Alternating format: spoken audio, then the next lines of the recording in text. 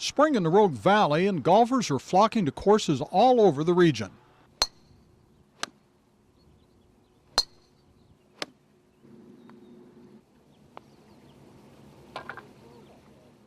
For 90 years now, the premier course has been the Rogue Valley Country Club, and its genesis can be traced back to the turn of the century when a pipe-smoking orchardist wannabe, Henry Chandler Egan, landed in the Rogue Valley with his golf bag in tow.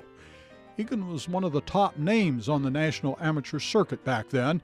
He came to the Rogue Valley with a wave of moneymen from the East and Midwest in the decade before World War I and left his mark as a class act seldom seen since. At the turn of the century, Egan was a member of the Harvard golf team along with his cousin Walter. They became Harvard Golf Hall of Famers. In 1904 and 1905, Chandler won the U.S. amateur titles, just two of the many titles he won in his lifetime. But soon after he arrived in the Rogue Valley, he was drafted to help design the Medford Golf and Country Club course. At first, it started with a 9-hole course on Hillcrest Road. Then it moved to a site near Egan's Orchard off Delta Waters Road. But then, in 1923, the Rogue Valley Golf Association was formed, and Chandler went to work laying out a bigger and better course back over at the Hillcrest site.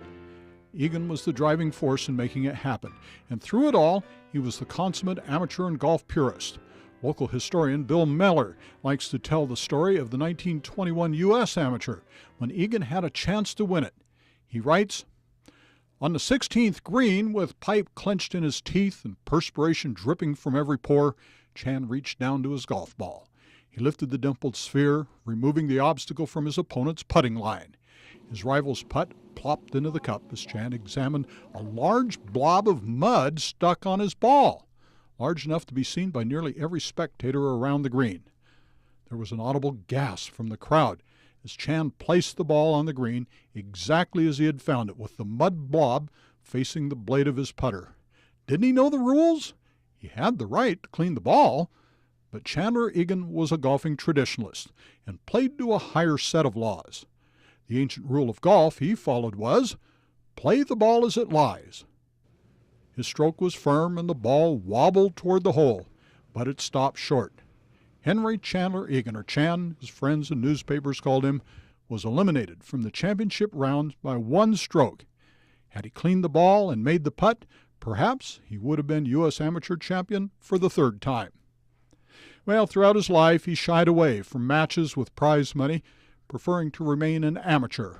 There were few real professionals in golf in those days anyway. In fact, the prize money was hardly worth the trouble, usually just a couple $100s. And although he designed the first Medford course, his course designing really took off with the Eastmoreland course in Portland in 1917. But his most famous project was the redesign of the Pebble Beach course near Monterey in 1928. That may be where he became friends with the legendary Bobby Jones. In 1936, Egan was working on a course in Everett, Washington, and that's where he contracted pneumonia and died shortly after. A year later, Jones and other golfing greats came to Medford to dedicate this fountain and bronze plaque in Egan's honor at the Rogue Valley Country Club. That same year, the U.S. Amateur Tournament came to Portland. Today, Egan's golf bag and clubs are on permanent display at the Rogue Valley Country Club, along with the trophies, and the plaque naming him to the Golf Hall of Fame is also there.